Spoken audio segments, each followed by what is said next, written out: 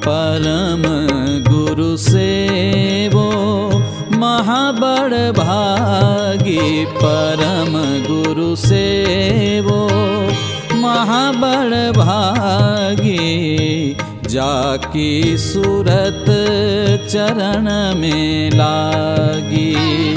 जाकी सूरत चरण में लागी। परम गुरु सेवो महाबड़ भागी। परम गुरु सेवो महाबड़ भागी। जाकी सूरत चरण में लागी। आद्य सकृत स्वराज सर्वेश कैवल करता की जय। श्री कृष्ण स्वामी महाराज की जय। श्री परम गुरु करुणा सागर महाराज की जय। परम पूज्य नारायण दास जी महाराज की जय। श्री सत कुबेराचार्य महाराज की जय। श्री सब संतान की जय। श्री सब देवान की जय। श्री ज्ञान संप्रदाय की जय। श्री गुरु गादी सारसापुरी की जय। श्री कैवल धाम की जय। कथा सत्संग प्रारंभ का जय जय सतगुरु साहेब की जय।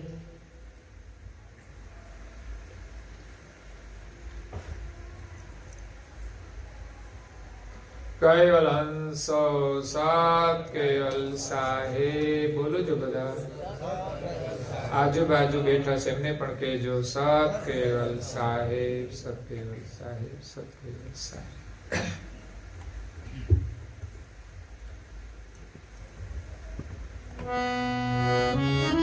મહેર કરે મોહે સેવા સમરણ યસ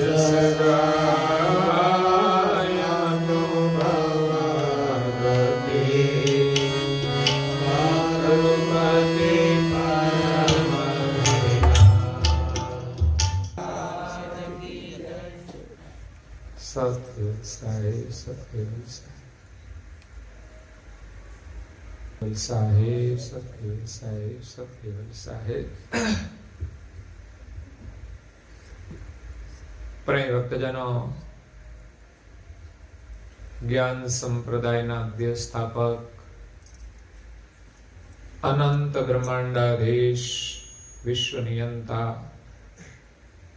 સકર્તા સર્જનહારના પરમ વિશેષ અંશ, સકર્તા સદકૈવલના મહાદ સજાણ જાણ સ્વરૂપને અનેક ન્યાયો દ્વારા પ્રત્યક્ષ પ્રમાણથી પ્રતિપાદન કરી આપનાર મહાન સમર્થ પરમ શ્રેષ્ઠ પરમ વિભૂતિવાન પરમ દયાળુ પરમ કૃપાનિધિ સર્વજ્ઞ દિવ્ય પરમ ગુરુ શ્રીમદ કરુણા સાગર મહારાજ જગતના જીવોનું પરમ કલ્યાણ કરવા માટે, જગતના જીવોને જન્મ મરણના ત્રાસમાંથી મુક્ત કરવા માટે, જગતના જીવોને જગત કર્તાનો સંદેશ આપવા માટે આજથી 249 વર્ષ પૂર્વે જંબુદ્વીપની અંદર ભરતખંડમાં ગુર્જર દેશની ચરોતર ભૂમિમાં અકળ વિભૂતિનો અતિ દિવ્ય મનુષ્ય દેહ ધારણ કરી બાલ સ્વરૂપે પ્રગટ થઈ સૌભાગ્યવતી હેતબાઈ માતાને મળ્યા અને ત્યાંથી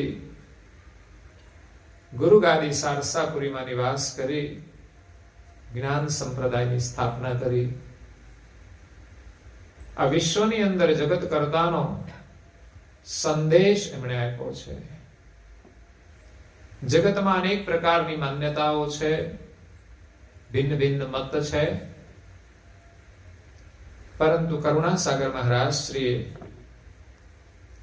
આ વિશ્વના સર્જનહાર એક છે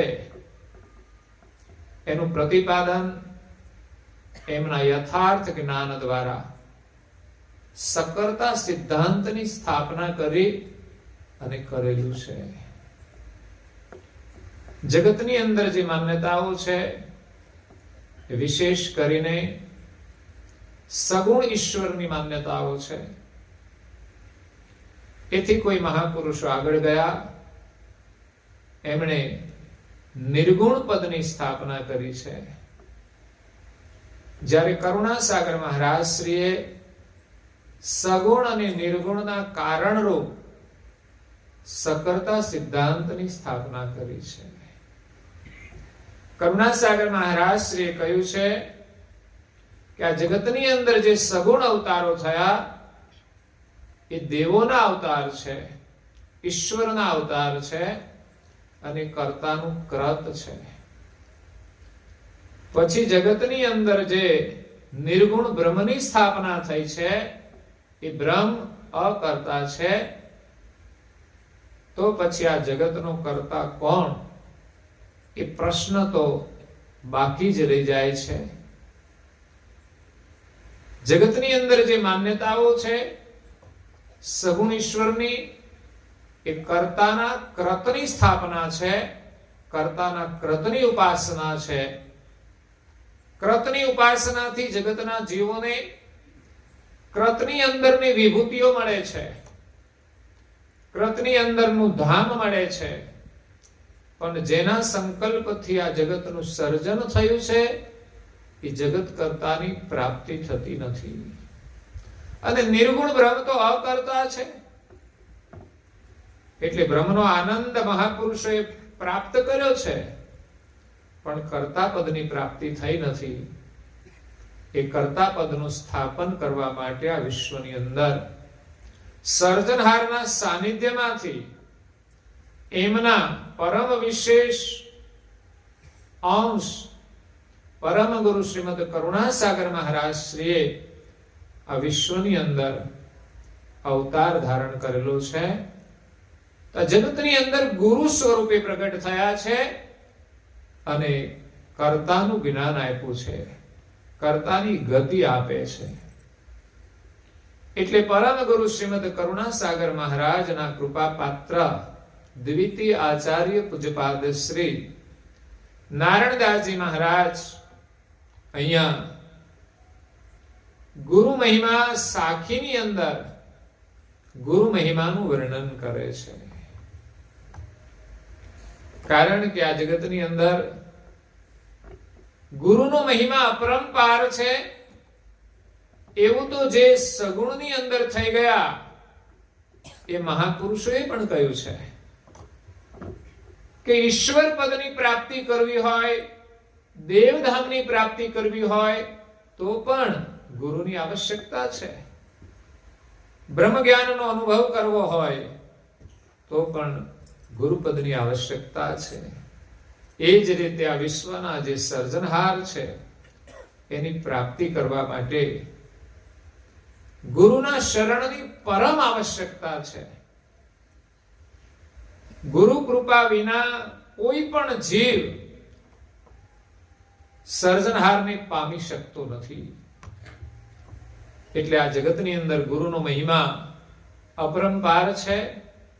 એ ગુરુ પરંપરા સૃષ્ટિની આદિથી ચાલી આવેલી છે અને એનો આદર કરીને પરમ ગુરુએ પણ એ જ ગુરુ પરંપરાની સ્થાપના કરી છે. પરંતુ પરમ ગુરુએ સકર્તા પદનું સ્થાપન કર્યું છે, સૃષ્ટિના સર્જનહારનું જ્ઞાન આપેલું છે. જ્યારે અન્ય ગુરુઓ એમની પાસે જ્યાં સુધીનો અનુભવ છે ત્યાં સુધીનું જ્ઞાન અને ગતિ પ્રદાન કરે છે. તો આ જગતની અંદર ગુરુનો મહિમા અપરંપાર છે. એના વિશે લખતા કોઈએ કહ્યું છે કે સબ ધરતી કાગજ કરું, કલમ કરું વનરાય, સાત સાયર કી મસી કરું, ગુરુ ગુણ लिख्या ન જાય. કદાચ પૃથ્વી જેવડો કાગળ બનાવીએ અને પૃથ્વી પરની જેટલી પણ વનસ્પતિ છે એને ભેગી કરીને આપણે એક મોટી કલમ બનાવીએ, પેન બનાવીએ, અને એવી મોટી પેનની અંદર 7 સમુદ્રનું જે પાણી છે એટલી શાઈ ભરવામાં આવે અને લખ્યા જ કરે તો પણ ગુરુ મહિમાનો પાર પામી શકાતો નથી. 4 વેદોએ 1,00,000 શ્લોકોનું વર્ણન કર્યું, છતાં પણ ગુરુ ગતિનો પાર પામી શક્યા નથી. અને અંતે એમણે નેતિ કહીને આ પદ અનંત છે, એનો કોઈ અંત નથી. એ ગુરુનું પદ અનંત છે. એ ગતિનો અનુભવ લઈને દિવ્ય પરમ ગુરુ પ્રગટ થયા છે.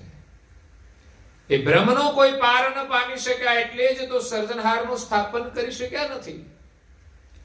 બ્રહ્મનું અનુમાન કર્યું છે, બ્રહ્મ જ્ઞાન આપ્યું છે જગતમાં કે બ્રહ્મ સર્વવ્યાપક છે, નિર્મલ છે, સચિદાનંદ છે. પણ એના કારણ રૂપ કોણ છે? બ્રહ્મ એક આનંદ છે, પણ સૃષ્ટિનો કર્તા કોણ છે? આનંદ આપનાર કોણ છે? બ્રહ્મ એક પ્રકાશ છે.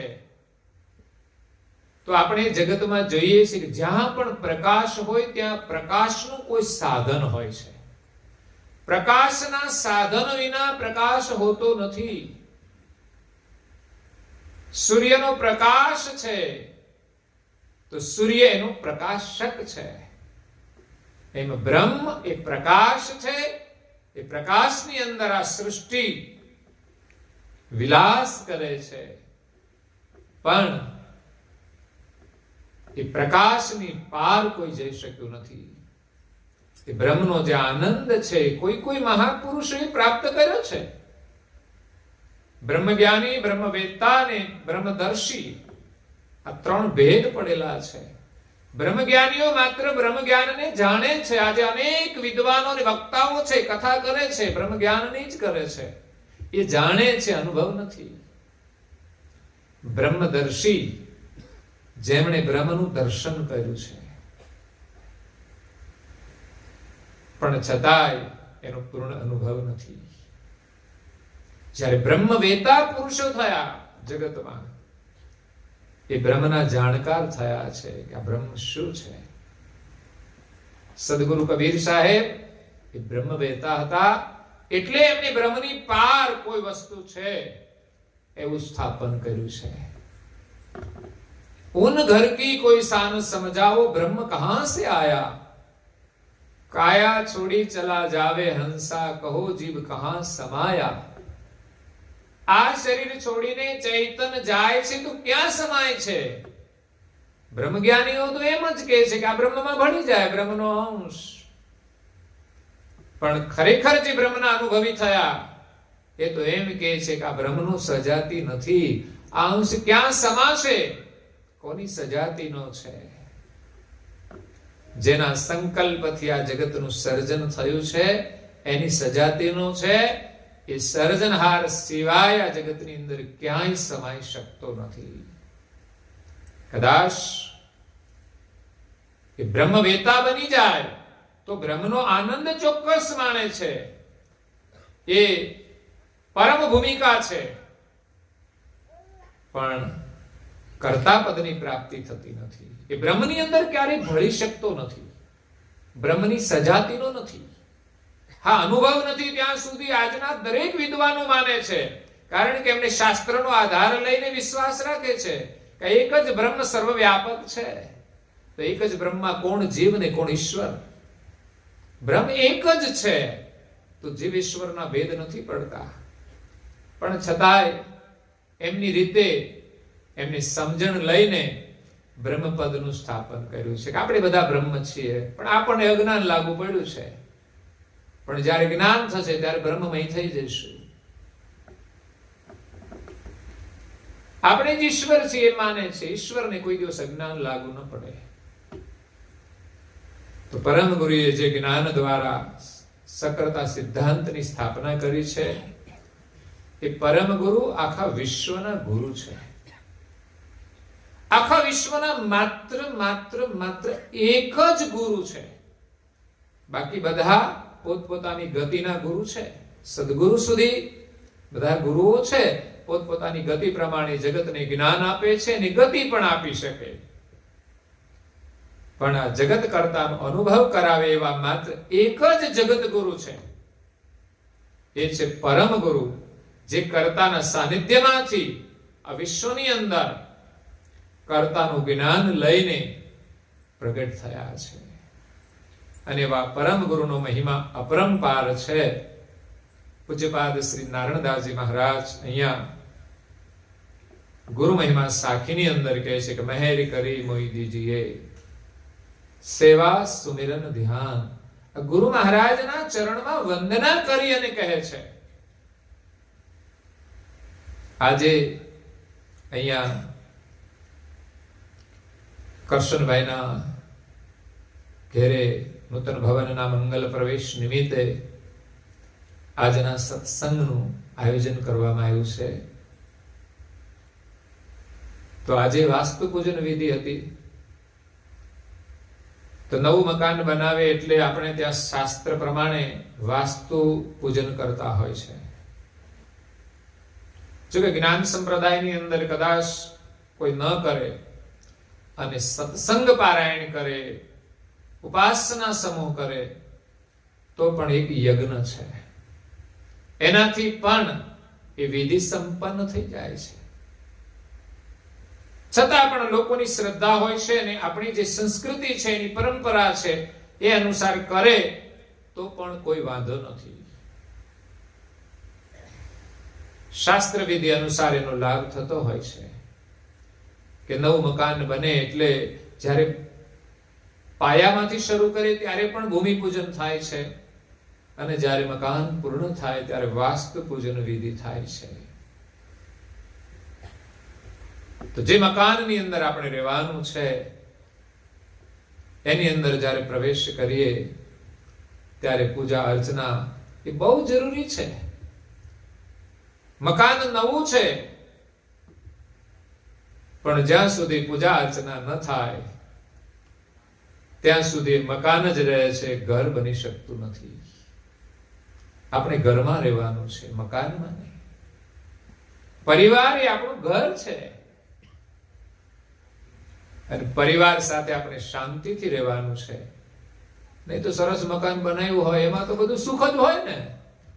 ખરેખર તો વાસ્તુ પૂજન વિધિ જૂના મકાનમાં કરવાની હોય, કારણ કે એમાં અગવડ પડતી હોય, બધી સગવડ કોઈ ના હોય. એટલે એમાં તમે વાસ્તુ પૂજન કરો તો એ જ પરિસ્થિતિ રહે ને.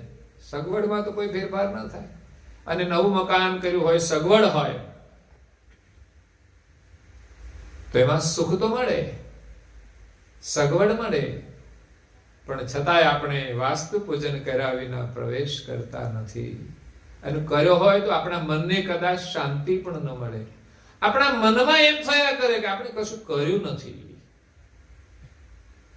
જાણે કે ભૂત બંગલામાં રહીએ છીએ એવું લાગે. બંગલો હોય તો પણ 1 કરોડનો બંગલો હોય છતાં પણ એનું પૂજન ન થાય તો એ ભૂત બંગલો કહેવાય છે. અને પૂજન થાય ત્યારે એ મકાન મટી અને મંદિર બની જાય છે. આપણે ત્યાં ઘરને મંદિરની ઉપમા આપવામાં આવી છે. અને ખરેખર નાનું મોટું ગમે તેવું ઘર હોય એને આપણે મંદિર બનાવવાનું છે. એટલે તો ઘરમાં એક મંદિરની પણ વ્યવસ્થા હોય છે ને, નાનું મંદિર પણ હોય છે. ઘરની અંદર સેવા, પૂજા, પ્રાર્થના, ઉપાસના, ધ્યાન, ભજન એ બધું થાય એની મંદિર કહેવાય છે. અને ઘરમાં જે આપણે રહીએ છીએ દરેક સભ્યો છે, એ સભ્યો જે શરીર છે, શરીરમાં રહેનારું જે ચૈતન છે, એ જે શરીરમાં રહે છે એને પણ આપણે મંદિર બનાવવાનું છે. તો એને મંદિર બનાવવા માટે ઘરની અંદર જે મંદિરની સ્થાપના કરીએ છીએ ત્યાં બેસીને આપણા ઈષ્ટદેવનું આપણે આરાધન કરવાનું છે, એમની પૂજા કરવાની છે, એમની પ્રાર્થના કરવાની છે, એમની ઉપાસના કરવાની છે. એટલે આપણો મંગલ પ્રવેશ ત્યાંથી શરૂ થાય છે કે નવા મકાનની અંદર પ્રવેશ કરીને આપણે બધા જ સંકલ્પ કરીએ. એવું નહીં કે ઘરની કોઈ એક વ્યક્તિ દીવો કરશે, અગરબત્તી કરશે ને એને આવડતી હોય એ પ્રાર્થના કરશે અને બીજા બધા એમ જ ફરશે, તો ઘરમાં શાંતિ રહેશે ને. પરિવારના તમામ સભ્યો, આપણા ઘરની અંદર જે ઈષ્ટદેવની સ્થાપના થઈ છે, પરમ ગુરુની સ્થાપના થઈ છે, ત્યાં બેસીને સવારે સાંજે પરમ ગુરુનું સવારે પૂજન હોય. સાંજે પૂજન નથી હોતું, સવારે પૂજન હોય. પછી દીવાબત્તી પણ કરીએ છીએ અને વિધિવત આરતી પણ કરીએ છીએ. આપણી સંપૂર્ણ ઉપાસના થતી હોય છે. મારી દ્રષ્ટિએ ઘરની અંદર પૂર્ણ ઉપાસના થવી જોઈએ. કોઈ પણ એક વ્યક્તિ પૂર્ણ ઉપાસના કરતો હોય, એ સિવાય નાના મોટા સભ્યો હોય, એના કામકાજ અનુસાર, પરિસ્થિતિ અનુસાર થોડી પણ ઉપાસના કરે. ઘરની અંદર ગુરુ મહિમાનું પાઠ થાય. અહીંયા ગુરુ મહિમા સાખી છે. ગુરુ મહિમાનો પાઠ થાય એટલે આપણા ઘરમાં ગુરુ મહારાજ બિરાજમાન રહે છે અને ગુરુદેવ બિરાજમાન હોય એ ઘરની અંદર શાંતિ હોય છે. સુખ અને શાંતિ એ કોઈ બંગલામાં નથી, વૈભવમાં નથી, સગવડમાં નથી, ફેસિલિટીમાં નથી. સુખ અને શાંતિ છે ગુરુ મહારાજના શરણમાં.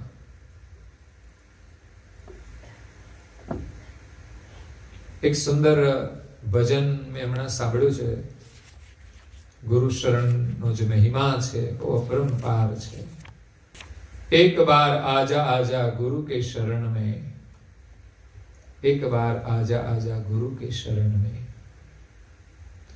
कैवल के शरण में आजा गुरु के शरण में, एक बार आजा आजा गुरु के शरण में. જે મહાપુરુષ ગુરુ મહારાજના શરણમાં આવી ગયા, સંસારનું સુખ એને તુચ્છ લાગ્યું છે. સાચું સુખ ગુરુના શરણમાં છે. જે સુખ ધન વૈભવમાં નથી, કદાચ કુટુંબ પરિવારમાં પણ નહીં મળી શકે. ગાડી અને બંગલામાં નથી. એ સુખ ગુરુ મહારાજના શરણમાં છે. આ ભજનની અંદર કહે છે कि गुरु शरण में है ज्ञान का खजाना. ગુરુના શરણમાં એક ખજાનો છે, પણ એ જ્ઞાનનો ખજાનો છે. ગુરુ મહિમા શારદ શેષને બખાના. આ જગતની અંદર વિદ્યાની દેવી શારદા, અને જેને 1000 મુખ છે. આપણી પાસે તો એક જ મુખ છે, પણ જેમને 1000 મુખ છે એવા શેષ મુનિ પણ ગુરુ મહિમાના ગુણગાન કરે છે. અને દેવો કી ચાહત है गुरु के शरण में, एक बार आजा आजा गुरु के शरण में. દેવો પણ જેના શરણની ચાહના રાખે છે. દેવી ધામોની અંદર કેટલું સુખ છે, વૈભવ છે, છતાં પણ એ સંસારનું સુખ છે, એ જગતનું સુખ છે. જગત કરતાના સુખની આગળ એ પણ તુચ્છ છે.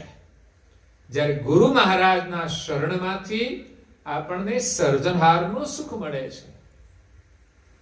સર્જનહારના સુખની આગળ મૃત્યુલોક અને દેવલોક તમામ સુખ તુચ્છ છે. એટલે જ દેવી ધામના દેવતાઓ પણ ગુરુના શરણની આશા રાખે છે, એમના ગુણગાન ગાય છે. જ્યારે જ્યારે આ પૃથ્વી ઉપર અવતાર લે છે ત્યારે તેઓ પણ એમના શિર પર ગુરુપદ ધારણ કરે છે અને એટલે જ આ જગતની અંદર એનો મહિમા છે, કારણ કે એમણે ગુરુપદનો આદર કર્યો છે. જગતની અંદર જેમણે જેમણે ગુરુપદનો આદર કર્યો છે એ જગતની અંદર મહાન થઈ ગયા છે, એ ભગવાન થઈને પૂજાયા છે. આ ગુરુનો મહિમા અપરંપાર છે. તો અહીંયા નારણદાસજી મહારાજ શ્રી ગુરુ મહિમાનું વર્ણન કરે છે કે મહેર કરી મોઈ દીજીએ સેવા સુમિરન ધ્યાન. તો ગુરુ મહારાજની સેવાથી આપણને સુખ મળે છે. આપણા ઘરમાં જે મંદિર છે, ત્યાં જે સ્થાપના થઈ છે, ત્યાં સવારે વહેલા ઉઠીને પહેલો નિયમ વહેલા ઉઠવાનો છે. આમ તો ગુજરાતી કહેવત તો છે જ કે રાત્રે વેલા જે સૂવે ને વેલા ઉઠે વીર, બળ બુદ્ધિ ને ધન વધે, સુખમાં રહે શરીર. 4 લાભ છે: બળ, બુદ્ધિ અને ધન વધે, અને આપણું શરીર સુખી રહે. ગામડાની અંદર લોકો વેલા ઉઠે છે એટલે જ મને લાગે છે અહીંયા કોરોનાનો પ્રકોપ ઓછો હશે, કારણ કે શરીર આપણું સુખી રહે. કોરોના છે હો, એટલે બિલકુલ અસાવધાની તો રાખવી જ નહીં, કારણ કે કદાચ કોઈને લાગી ગયો તો એ મુસીબતમાં ફસાઈ જાય છે. એક તો પરિસ્થિતિ સાધારણ હોય અને આ દવાખાનું આવી જાય તો પરિવારને જિંદગીભર મુસીબતમાં મૂકી દે છે. અને આ નાનકડા નિયમો પાળવામાં આપણને તકલીફ શું છે? આ કુદરતની વ્યવસ્થા છે, આજનું વિજ્ઞાન છે, એનો પણ આપણે સ્વીકાર કરવો જોઈએ. બીમાર પડીએ છીએ તો દવાખાને જઈએ છીએ, આ વૈજ્ઞાનિક દવા તો છે બધી. એ જ રીતે વૈજ્ઞાનિકે જે સંશોધનો કર્યા છે, તો આપણે સ્વસ્થ રહેવા માટે, કોરોનાથી બચવા માટે જે ગાઈડલાઈન છે એનો અમલ કરવો જોઈએ. એક તો બધાથી બિનજરૂરી મળવું નહીં, અંતર રાખવું, બધું જાણીએ છીએ. અને માસ્ક પહેરવાની જે સૂચના આપી છે, ખરેખર આ કોરોના આપણા જીવનનો સંદેશ આપવા માટે આવ્યો છે. ભલે વર્તમાન તો કોરોનાનો પ્રકોપ છે, કદાચ એ ચાલ્યો જાય ને ત્યાર પછી પણ ઘણું બધું કરવા જેવું છે. બિનજરૂરી કોઈને મળવા જેવું છે જ નહીં આ જગતમાં. આપણો સમય ખોટો વ્યર્થ બગાડવો ના જોઈએ. માસ્ક તો એમ કે છે વધારાનું બોલશો જ નહીં. માસ્ક એમ કે છે કે તમે કચરો ના ખાશો. કચરો ખાધો હોય, માસ્ક પહેર્યું હોય, પિચકારી કેમ મારવી? અને માસ્ક કચરો ખાઈએ છે સારું લાગતું નથી એટલે કે માસ્ક આડું રાખો તમે, આ સારું નથી લાગતું. જે કચરો ખાય છે ને સંદેશ આપે છે કે તમે જ્યાં ચાવો છો ને એ સારું લાગતું નથી. ભોજનના સમયે ભોજન લેવાનું હોય પછી આપણું મુખ ચોખ્ખું જ રાખવું જોઈએ. એટલે માસ્ક આપણને સંદેશ આપી જાય છે. ખરેખર આમ તો 1-2 વ્યક્તિ સામે સામે બોલતા હોય તો પણ માસ્ક બહુ જરૂરી છે. સામાન્ય બીમારીઓ હોય છે એમાંય પણ કાયમને માટે માસ્ક બહુ જરૂરી છે. બીમારી તો હોય જ છે કાયમને માટે. કોઈના કોઈ ઘરમાં કોઈને કોઈ બીમાર હોય એ સમયે માસ્ક પહેરવું પણ જરૂરી છે, કારણ કે બીમાર વ્યક્તિ હોય એના શ્વાસમાંથી જે શ્વાસ નીકળે એ પણ જંતુઓ વાળો હોય, વાયરસ હોય. બોલે એમાં પણ હવા તો નીકળે જ છે. એટલે માસ્ક હંમેશને માટે સૂચના આપે છે. અને આપણે ત્યાં તો હમણાં ફેશન હતી કે ગમે તે હશે, બેનો ચુંદડીઓ બાંધીને નીકળતા જ હતા ને, શહેરમાં હજુ નીકળે છે. તો એ પણ એક માસ્કનું જ કામ કરે છે. હવે એમ કે છે તમે કાયમને માટે બધા જ રાખો. આ ભાઈઓ નહોતા બાંધતા તો એને માસ્ક પહેરાવી દીધું. તો આપણા શરીરની સુરક્ષા માટે આ નિયમો જરૂરી છે. પણ આપણા દેશમાં એની ગંભીરતા ઓછી લેવાય છે. ઘણા લોકો સામાન્ય માનતા હોય કે કઈ કોરોના કશું છે નહીં, પણ નિયમ મહત્વના છે. સરકારી કોઈ પણ નિયમ હોય, આપણે એને નજરઅંદાજ કરીને ચાલતા હોઈએ છીએ. રોંગ લાઈનમાં નહીં ચાલવાનું તો પણ ચાલતા હોઈએ છીએ, ઓવર સ્પીડ નહીં ચાલવાનું તો પણ ચાલતા હોઈએ છીએ. ઘણા બધા સરકારી નિયમો હોય. જ્યારે વિદેશોની અંદર સરકારના બધા નિયમોનું પાલન થતું હોય છે.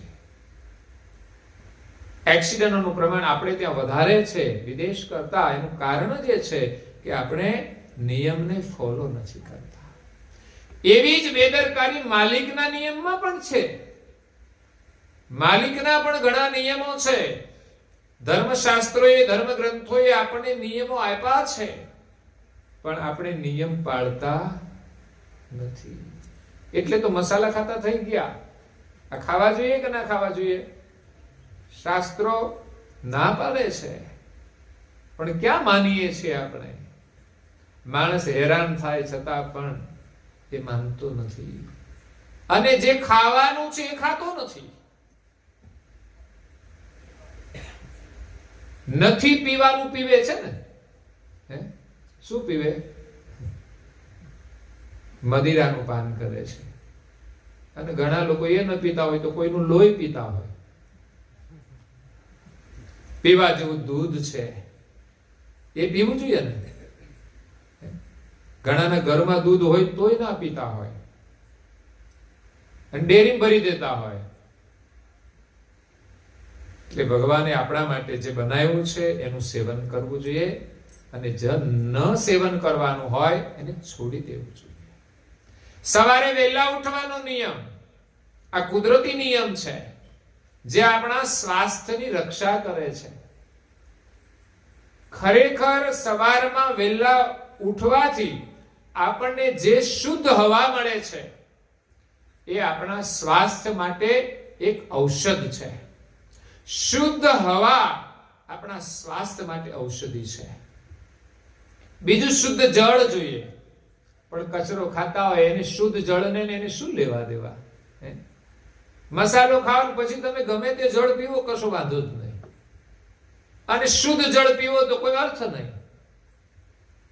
હું તો કહું, મસાલો ખાનારા કદાચ મિનરલ પાણી પીતા હોય જરૂર નથી. ગમે તે પાણી પી લે ને એને કશું ના વાંધો આવે, કારણ કે હવે જે મસાલાનો કચરો ખાતા હોય એને મિનરલની કેમ જરૂર છે? એને મસાલામાંથી બધા જ મિનરલ મળી જાય. બોલો, નહીં લાગતું? આ બહેનો માટે તમારે રાખવું હોય તો ઘરમાં રાખો મિનરલ વોટર. બાકી ભાઈઓને જો કચરો ખાતા હોય ને એને જરૂર જ નથી. કચરો ખાય ને પછી કાઢે શું? મુખમાંથી કચરો જ કાઢે. બોલે ને તો પણ અડધો કચરો જ હોય. બિનજરૂરી વાણી, જૂઠી વાણી, અભદ્ર વાણી, ટીકા ટિપ્પણી, આ બધો કચરો જ નીકળતો હોય છે. શુદ્ધ આહારનું મહત્વ જ એ છે કે આહાર શુદ્ધિથી વિચાર શુદ્ધિ થાય છે, અને વિચાર શુદ્ધિથી વાણીની શુદ્ધિ થાય છે. વિચાર અને વાણી જ્યાં શુદ્ધ હોય ત્યાં કર્મની પણ શુદ્ધિ થાય છે. એટલે સવારે વહેલા ઉઠો, સૂર્યોદય પહેલા સ્નાન કરી લેવું જોઈએ. હમણાં એક યુવાન 10 વાગે ઉઠી અને નીકળ્યો બાઇક લઈને. મેં કીધું, એલા ભાઈ કઈ જાય છે તું 10:30 વાગે? મને કે હમણાં જ ઉઠ્યો 10 વાગે. મેં કે આ તો કઈ ઉઠવાનો સમય છે? મને કે વહેલા ઉઠીને કરવું શું? બોલો, આ પ્રશ્ન આવ્યો. મને તો આશ્ચર્ય થયું કે આજના ઝડપી જમાનામાં એટલી બધી પ્રવૃત્તિઓ છે, છતાં પણ એવું પ્રશ્ન થાય કે કરવું શું? ઘણા લોકોને નવરાશ મળતી નથી, એટલું કામ હોય છે. અને ઘણા લોકોની પાસે કઈ કામ નથી તો 10 વાગ્યા સુધી ઊંઘવાનું. કેટલું બધું મોટું નુકસાન છે. આવા વિચારોની અંદર આપણે આપણા જીવનનો વિકાસ ન કરી શકીએ, આપણા પરિવારનો વિકાસ ન કરી શકીએ, અને દેશનો વિકાસ તો બધું દૂરની વાત છે. બધી આપણે તો માત્ર આપણો નહીં, આપણા પરિવારનો નહીં, આપણા ગામથી માંડીને આપણા દેશનો વિકાસ કરવાનો છે. એમાં આપણે યોગદાન આપવાનું છે. એક સમય એવો હતો કે આપણો દેશ ગુલામીની જંજીરોમાં જકડાયેલો હતો. ત્યારે લોકોને કામ તો હતું જ, ખેતી કરતા હતા, બીજું કઈ કામકાજ કરતા હતા. એમાંથી સમય કાઢીને લોકોએ આંદોલનો કર્યા છે. ઘરમાં ખાવાનું ન હોય છતાં પણ એ આંદોલનોમાં જોડાયા છે. એ પણ એક મહત્વનું કાર્ય હતું. વહેલા ઉઠીને કરવાનું શું? પ્રાર્થના કરો, ધ્યાન કરો, યોગ કરો. આટલી પ્રવૃત્તિ તો સવારમાં વહેલા થઈ શકે. 1-8 કલાક જતી રહે, 2 કલાક જતી રહે. જો તમે આસન પ્રાણાયામ કરો કે પ્રાર્થના કરો તો 1-8 કલાક, 2 કલાક તમારો આરામથી જતો રહે. સવારની હવામાં ખાલી તમે વોકિંગ કરો, ચાલો, પ્રભુનું નામ લેતા લેતા, સ્મરણ કરતા કરતા. આજે તો મીડિયા છે, તમે કાનમાં રાખી અને ભજનો સાંભળી શકો. સવારની અંદર સૂર્યોદય પહેલા બ્રહ્મ મુહૂર્તની અંદર ઉઠીએ તો આપણા તનની અંદર સ્ફૂર્તિ આવે, મનની અંદર પણ સ્ફૂર્તિ આવે, બુદ્ધિ પણ આપણી પ્રજ્ઞા બને છે, બુદ્ધિને પણ બળ મળે છે. બુદ્ધિ પણ ઉત્તમ વિચારો કરશે, આત્મકલ્યાણના વિચારો કરશે, પરોપકારનું કાર્ય કરવાની અને પ્રેરણા મળશે. 10 વાગે ઉઠે ને પરોપકારનું કામ ન કરી શકે. કામ ન હોય તો પણ આપણો ઉઠવાનો નિયમ એક જ સરખો હોવો જોઈએ. સૂર્ય ઉદય થાય એની સાથે જ આપણો નિયમ હોવો જોઈએ. સૂર્યને કામ ન હોય, કોઈક દિવસ તો એને એમ નહીં થતું હોય કે હું આજે થોડો અડધો કલાક આરામ કરીને પછી જાઉં.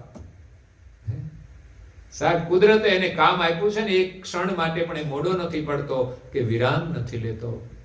એમ આપણા જીવનની અંદર ક્યારેય આપણે આળસ કરવી જોઈએ નહીં, અને આપણા જીવનના જે નિયમો છે એને છોડવા જોઈએ નહીં.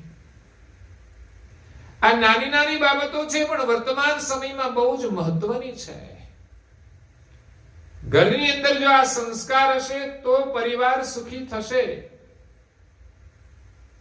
અને બાળકોને સંસ્કાર માતા પિતાએ આપવાના છે. માત્ર કહેવાથી જ નથી ઉઠતા, પણ એને ઉઠવાનો જે મહિમા છે એ પણ સમજાવવો જોઈએ. અને આપણે આ બધી વાતો સમજવી જોઈએ. ઘણી વાતોનો અમલ ક્યારે થાય કે એનો મહિમા જાણીએ ત્યારે થાય. જ્યારે આપણને ખબર ન હોય તો આપણે મોડા સુધી સૂઈ રહીએ, આપણી પાસે બીજો કોઈ વિકલ્પ ન હોય. કારણ કે ઊંઘવાનું બધાને ગમે એવું છે, સવારે મોડા સુધી ઊંઘવાનું ગમે ને એવા લોકો પછી રાત્રે મોડા સુધી જાગશે. મોડા સુધી જાગીને કોઈ સારું કામ નહીં કરે, માત્ર સમય બરબાદ કરતા હોય છે મનોરંજનની અંદર, ફરવામાં, ગપ્પા મારવામાં કે ગમે તે ઇતર પ્રવૃત્તિમાં. આ ભાગે જ કોઈને નાઇટ શિફ્ટમાં કામકાજ હોય, એ વસ્તુ આખી અલગ છે. એના માટે રાત્રિ એ દિવસ છે અને દિવસ એના માટે રાત્રિ છે. કારણ કે એના વ્યવસાય સાથે જે કામ જોડાયેલું છે એને કુદરતનો નિયમ એ પ્રમાણે લાગુ પડે છે. એની સવાર એના કામ પ્રમાણે થતી હોય છે. તો સવારે વહેલા ઉઠવાનું મહત્વ છે. નાહી ધોઈ અને આપણું જે ગુરુ સ્થાન છે, પરમ ગુરુના સાનિધ્યમાં બેસીને નિયમિત પૂજન કરો, ચંદનથી પૂજન કરો. ઘરની દરેક વ્યક્તિ પૂજન કરે. નવા મકાનની અંદર આપણે શાંતિથી રહેવાનું છે, આનંદથી રહેવાનું છે. તો આનંદ ગુરુના શરણમાં છે. એ ભજનની અંદર એમ કહે છે, ગુરુ ચરણ પૂજા प्रेम से करोगे, मन से वचन से भक्ति करोगे, होते मनोरथ पूरे होते मनोरथ पूरे गुरु के शरण में, एक बार आजा गुरु के शरण में। આ ગુરુનો મહિમા છે. કહ્યું કે ગુરુ શરણ પૂજા પ્રેમ से करोगे, मन से वचन से भक्ति करोगे.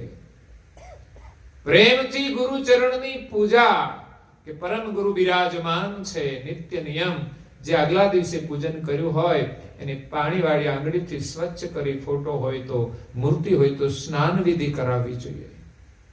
ફોટો સુંદર સ્વચ્છ કરી રોજે જેમ આપણે સ્નાન કરીએ છીએ એ જ રીતે આપણું મંદિર પણ સ્વચ્છ હોય. પછી પાણીવાળી આંગળીથી આગળનું પૂજન હોય એ પાણીવાળી આંગળીથી લઈ અને આંગળીને તમે પાણીથી ધોઈ નાખો, એ જ ચરણામૃત બનશે. કારણ કે એ પાણી એ આગલા દિવસનું પૂજન વાળું છે. અને પછી પૂજન કર્યા પછી જે આંગળી ચંદન વાળી હોય એ પણ તમે ધોવો તો એની અંદર ધોઈ નાખો, એ જ ચરણામૃત છે.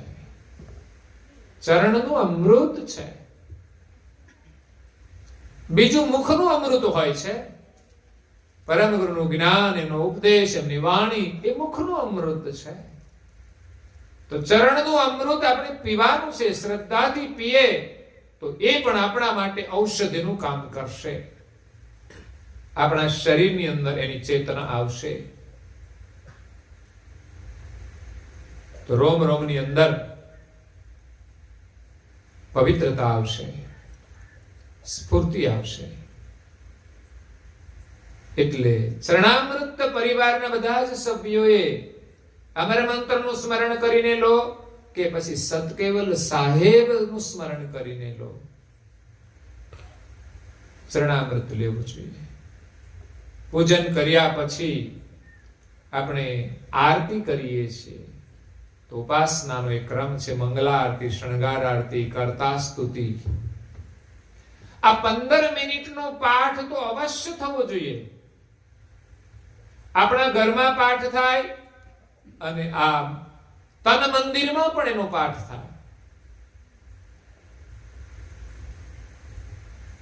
જો કે ઉપાસના આખી પૂર્ણ કલાકની છે. પછી તો પ્રકમમાં આવે, ગુરુ સ્તુતિ આવે, ગુરુ મહિમા આવે. નાના બાળકો માત્ર થોડું જ કરે. પછી મોટા થાય યુવાનો, એમને વિશેષ કરવું જોઈએ. પછી જ્યારે ધીમે ધીમે કરતા કરતા અભ્યાસ થઈ જાય ત્યારે કામકાજ હોય, ધંધો હોય તો પણ આ બધું થઈ શકશે. જેમ જેમ તમને પૂજનનો મહિમા સમજાશે, એમાંથી તમને આનંદ આવશે, એમ એમ તમે વધુ સમય કરી શકશો. અને જ્યારે નિવૃત્તિ આવતા આવતા આપણે બધો અભ્યાસ થઈ જવો જોઈએ. જ્યારે નિવૃત્તિ લઈએ ત્યારે આપણા માટે શેષ પરમ ગુરુની પૂજા જ રહે છે. તો પૂજાનો મહિમા છે. તો 15 મિનિટથી માંડીને પૂર્ણ ઉપાસના કરવી જોઈએ.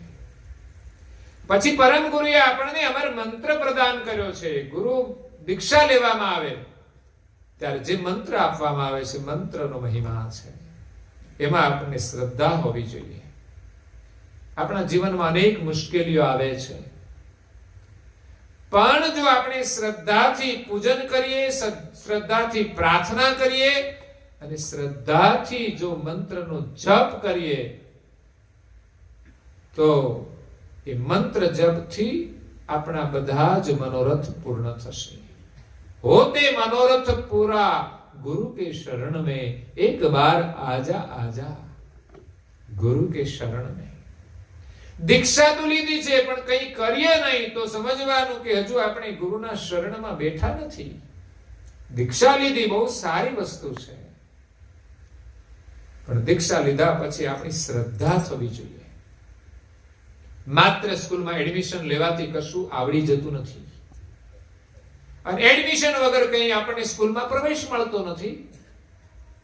કોઈ પણ કોલેજમાં આપણે ભણવા જવું છે તો પહેલું તો એડમિશન થવું જોઈએ. એડમિશન માટે ટકાવારી પણ જોઈએ.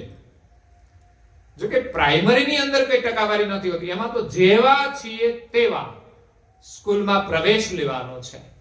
એમાં કોઈ સર્ટિફિકેટ માંગવામાં આવતું નથી કે કેટલા ટકા, કારણ કે એમાં તો માત્ર તમારે પ્રવેશ કરવાનો હોય તો તમારો દાખલો જ જોઈએ, બીજું કંઈ ના જોઈએ, બસ તમારા નામની નોંધ માટે. એમ જ્યારે ગુરુ દીક્ષા લઈએ ત્યારે આપણી કોઈ યોગ્યતાની જરૂર નથી, કોઈ યોગ્યતાની. કારણ કે યોગ્યતા મેળવવા માટે તો ગુરુના શરણમાં જઈએ છીએ. એટલે જ ગુરુના શરણમાં ગયા પછી તો આપણો જન્મ થાય છે. એટલે ગુરુ દીક્ષા લેવા માટે હા પણ અધિકારી હોય કઈ પૂર્વ જન્મનો તો એ દીક્ષા લઈ શકે છે, નહીં તો એ પણ નથી લઈ શકતો. કોઈ અધિકારીઓ ન હોય તો એ કદાચ સ્કૂલમાં જઈ શકતા નથી ને ભણી શકતા પણ નથી. કમસે કમ સ્કૂલમાં જવાની અને ત્યાં જઈને અભ્યાસ કરવાની ભાવના તો હોવી જોઈએ, એવો અધિકાર તો જોઈએ. એમ ગુરુના શરણમાં જવાનો એક અધિકાર હોય છે. અને ત્યાર પછી દીક્ષા લઈને જે મંત્ર આપવામાં આવે એમાં શ્રદ્ધા રાખીને જપ કરીએ તો આપણું કલ્યાણ થાય છે. પરમ ગુરુના મંત્રથી સંસારના દરેક પ્રકારના કાર્યો સિદ્ધ થાય છે.